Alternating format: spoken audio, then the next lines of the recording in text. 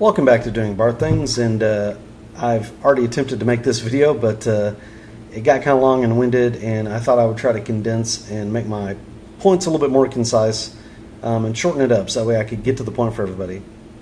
So I was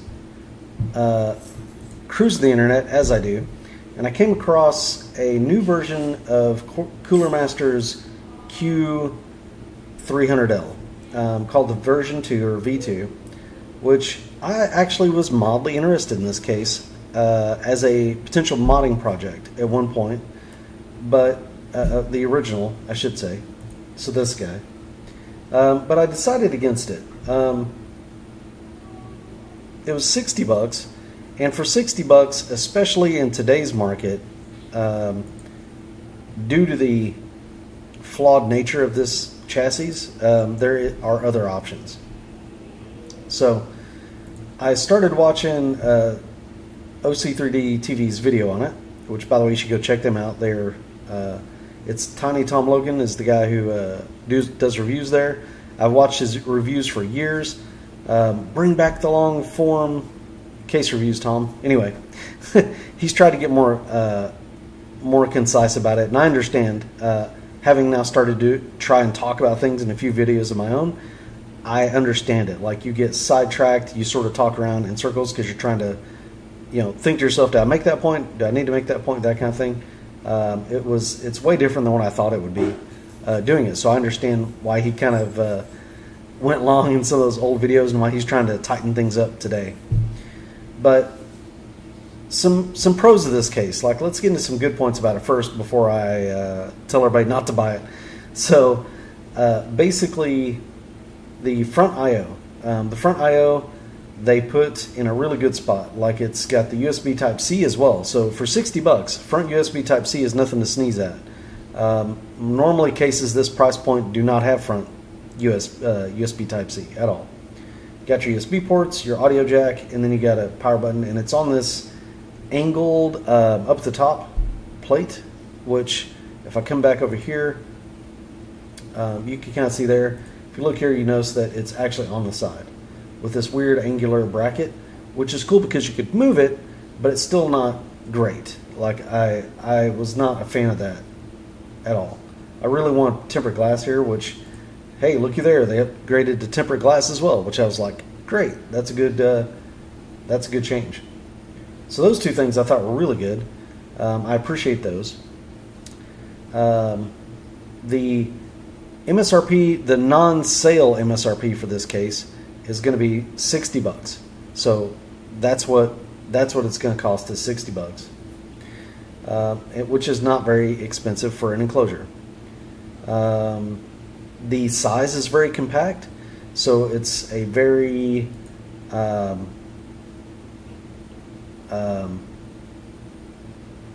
small enclosure for what the hardware that it does hold. It uses its space very effectively, which I think is pretty cool.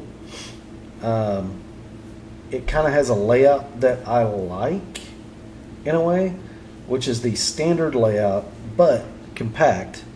And I actually really like micro ATX. I'm really sad that we don't have more high performance micro ATX cases and motherboards out there, because I think it's a really cool form factor, especially now since you can only have one video card. Like, SLI and Crossfire are dead, so stuffing two giant video cards into a case is not really a thing anymore. It makes it, to me, sort of like, why aren't there more micro ATX cases? It doesn't have a PSU shroud, which I think is a pro or a con. I think in this case it's a pro, because so many cases have PSU shrouds now that there's not really many options without one. And so I think it's actually a good idea if you really want to show off your PSU. Hey, here's a case that doesn't have a shroud, that you could do that very easily. I think it's better to either have it or not have it versus kind of having the cutout. I'm not really too keen on that. I think Gear Seeker sort of pointed that out and was like, you know what, I kind of agree with him. Like, if you have a PSU shroud, the whole idea is to shroud your PSU. If you don't want to see your PSU, then you don't want to see it, right? Okay. So that kind of gets through the pros. There's a massive con to this case, and it's the thing that was the Achilles heel of the last one. If you look at this panel, air is not going to freely flow through this panel at all. Just the size of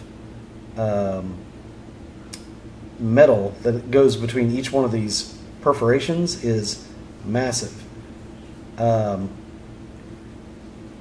I'm really sad. I really was hoping that if Cooler Master made a new version of this case, they would learn the lesson of this.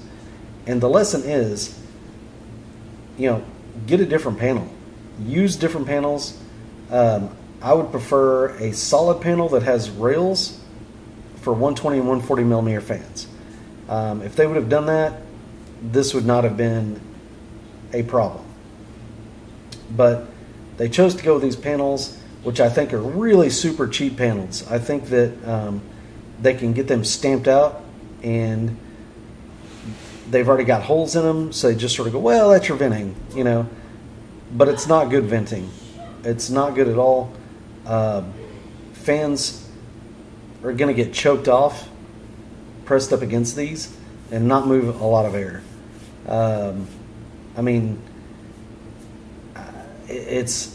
if you were to buy this case and just try to use it with any sort of high-end components right out of the box, it would be loud, and it would not be cooling. The components would basically, like, I can't imagine putting a 13900K in here on a tower cooler. I mean, it would not be a good scene. It just would get really hot all the time. And the reason is because, you know, your fans would spin up really high. Like it would have a rough time in this case. So I don't advise, that's the main reason why I don't advise, honestly, just buying this case at all. The primary reason for that is because you also have other alternatives. This is a very competitive market now. If we look over here, this is the Montec Air 903 base. It is $65. And for $65, you get a case that can handle full ATX motherboards, can handle a 360 millimeter AIO in the roof, a 360 mil AIO in the front if you want. It comes with 340 millimeter fans. It does have a rail system in front and back. The front panel is magnetic and will pop right off. It has front or top, if you will, front panel USB Type-C. It is $5 more than this case. And someone can build a PC in this case and not worry about any of that as far as airflow at all. Air is going to flow great in this case. It's a very open ventilation in the front. You're not going to have any problems. So, where does that leave us? Well, I think the other thing is, actually, before I get to a conclusion, this case also has thumb screws in the back, so you get this nice, clean look. Whereas this, you can see how it's got the thumb screws off to the side, which does do a dual purpose. You can actually set this case on its side and use it if you so chose, which is kind of cool. But you can't fit the size radiators in it or fans, or it's just not the same, right? Like, this is not a performance enclosure. Like I said, there's just no way I would recommend for someone just to buy this and slap a PC in it. Not when you've got this out here. And there's other cases.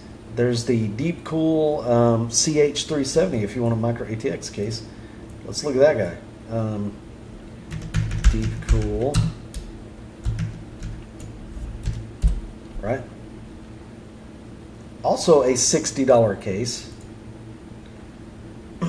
Also micro ATX. About the same size. Has a nice tempered glass window.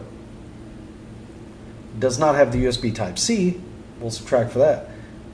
But comes with some fans. way better AIO support. Can put a 240 in the top easily.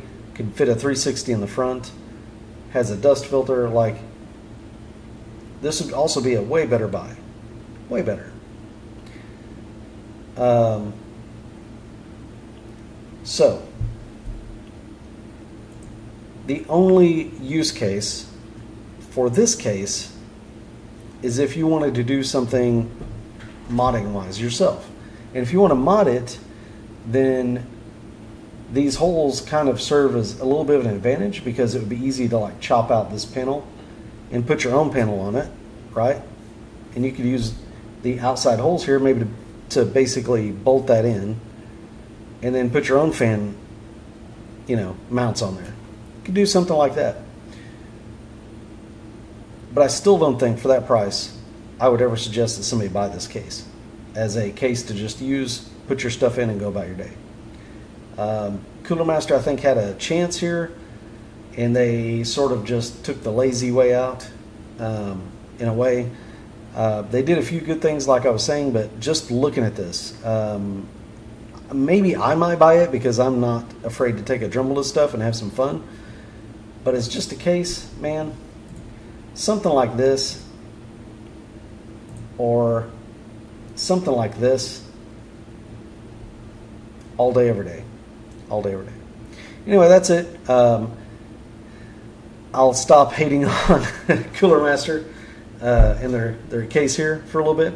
But I just wanted to show you guys that. I thought it was interesting that they came out with a whole new revision, and it basically has the same problems that the previous one did. Tom's view is pretty positive about the case. Like, hey, this could be a, you know, modder's deal and stuff, but if you read between the lines, it's just not as good. Like, it's just not as good as some of the alternatives out there. So anyway, that's it, guys. Like and subscribe if you would. I hope you had a great Labor Day weekend for those in the States celebrating that, and I will be talking to you in the next one.